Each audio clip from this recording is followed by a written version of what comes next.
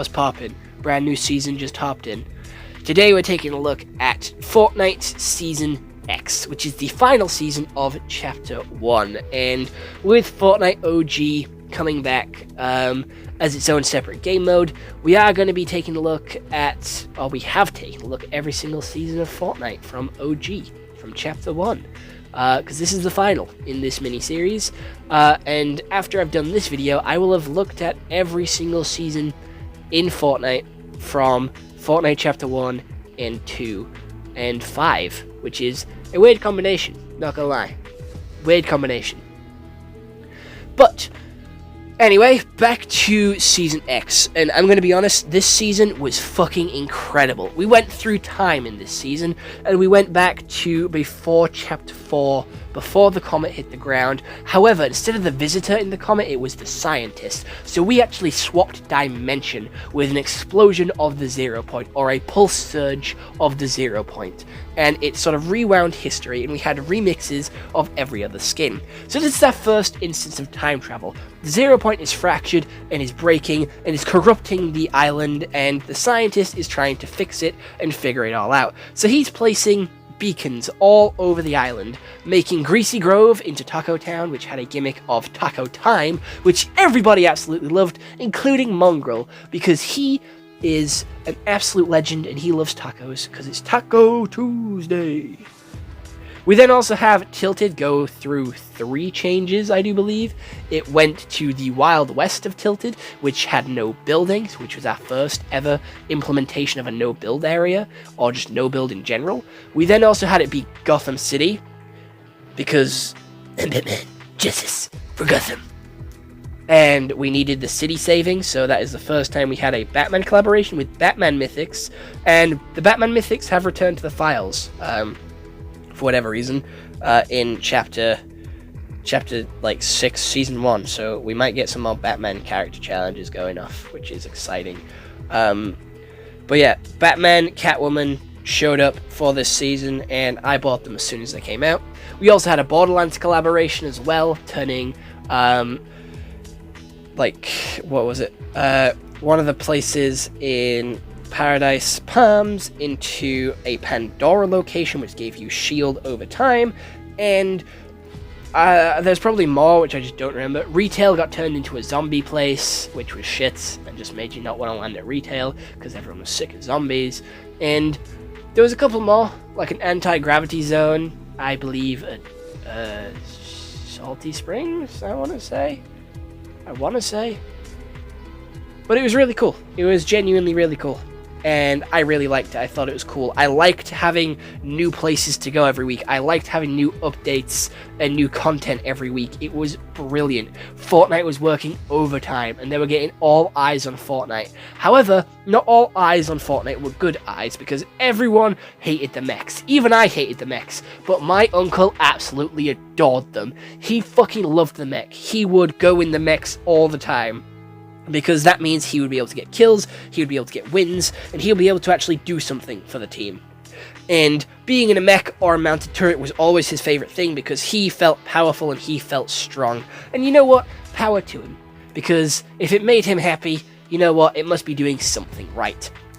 The Battle Pass this time round was really interesting, because it was remixed versions of the past characters, which we see quite often nowadays, and these remixes were really interesting. We had the Eternal Voyager, which was the Dark Voyager one. We had X-Lord instead of Rust Lord, which is my personal favorite from the season. We had a Night skin, which I didn't care for. We had a female version of Drift. We had a sort of Sparkle Specialist redesign, which as well I didn't care for, and a couple of others, which I also didn't care for in the slightest. And yeah, that was it. This was also the saying goodbye to the island, because the visitor blew it up, and we got a 3-day black hole after this season, which was fucking insane. A 3-day black hole of not 3 days of no Fortnite? Are you kidding me? 3 days? What am I supposed to do? How am I supposed to feed the addiction? How am I supposed to get my Royale of the day? Like, I had a streak of victory royales. I didn't, I'm lying, it's bullshit, but still, 3 days? Damn, Fortnite was straight cooking with that one. And we had a load of new items as well. We had a junk rift this season, which I thought was shit, and then we had a load of weapons, old and new, returning. Starry Suburbs was also my favourite place to go because there was a chance you could get a legendary tactical SMG, and they are my pride and joy. They are my babies. I absolutely love the TAC SMG. It's my favourite SMG to ever exist in the game. I don't give a shit what you say. It's carried by nostalgia, and I refuse to pick it up in nowadays Fortnite because there's just other better SMGs, but I still like to think of it as my baby. I love that shit. I love that guy, and he's brilliant.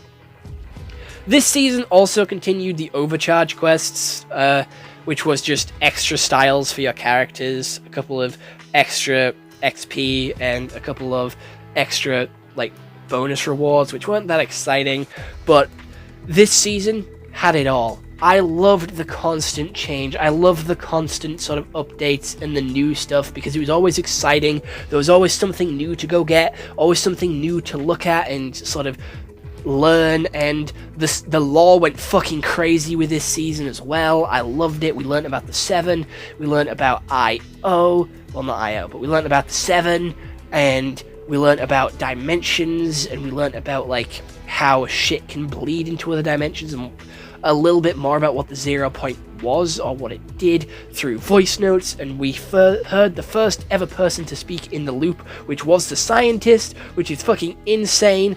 Like, holy fucking shit, the fact that people forget how to talk in the loop.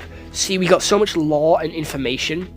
Like, the story started to fucking rocket off the ground with this season. It was brilliant, pun intended, because the live event did involve a rocket launch. And the live event was mid. I did miss it, not gonna lie. I was unable to get into a game for this live event, so I didn't actually watch this one. It's one of the very few live events which I actually did miss. And yeah, I'm not upset that I missed it because it was kind of shit. It was just rockets flying around, and then it crashed into the 0 point and blew up. So, you know, live event, mid. Season, overall, is one of my favourites from Chapter 1. I would put it just below Season 4. So I'm going to give this one a 9 out of 10. This is my second favourite season of Chapter 1. Just with all the collaborations that we got from some of my favourite characters, from Batman to Borderlands. That is one of my favourite game franchises, very close to Tomb Raider. Like, goddamn, it's so good and so exciting. There was so much new stuff that we could have got, and it opened the doors for so much sort of cool things. If we didn't have Zero Build being introduced in this sort of little bubble, do you think we would have ever got a Zero Build game mode? I don't think we would have. This set the stage, and this set up for Fortnite's future, to see what else it could offer, to see what else it could do, to see how much potential that it had with collaborations, game modes, excitement, and I just loved it. It just opened so many doors and opened so many people's eyes to what Fortnite could be, and it's more than what most people think. And I loved it. I fucking loved it. It was brilliant. It was great and exciting, and that's it. I'm repeating myself because it was. Like, there is no other words to describe this season. It was just good fun with your friends one final time on this island before it was gone forever, until it returned 5 years later. And then it was gone again forever until it returned 1 year later. And then it's gone forever. But no, it's a permanent game mode now, so you can play it whenever the fuck you want. And yeah, honestly, Battle Pass went hard. New items went hard.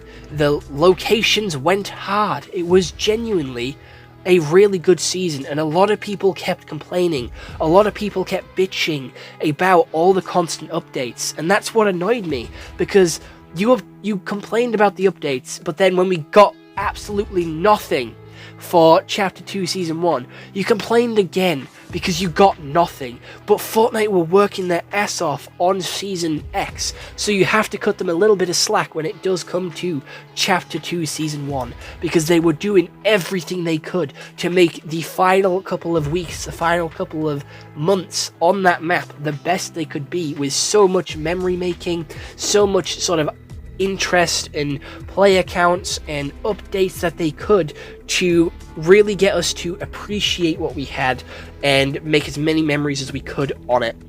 And if you told me way back then, all the way back in Chapter 1, that we'd be having Spider-Man fighting Goku using the, like, fucking Deku Smash, I wouldn't have believed you.